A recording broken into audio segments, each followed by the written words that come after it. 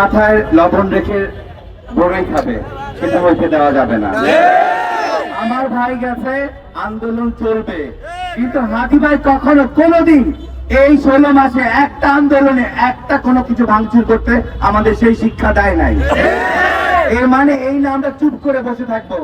ছাগল দিয়ে কোনোদিন হাল চাষ হয় না, কোন নির্বাচন হবে না যতক্ষণ পর্যন্ত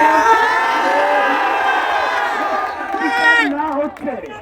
আগে আদি ভাইয়ের হত্যার বিচার হবে, তারপরে নির্বাচন।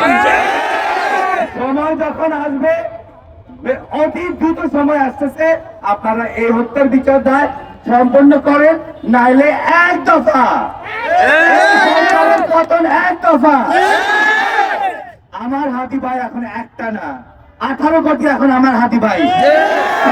যদি নিজের গতি ঠিক রাখতে চান, নির্বাচন এজেন্ডা ঠিক রাখতে চান, সবার আগে অতি দ্রুত ট্রাইব্যুনাল গঠন করে এই হত্যার বিচার দায় কমপ্লিট করেন, তারপরে নির্বাচন। আসসালামু আলাইকুম।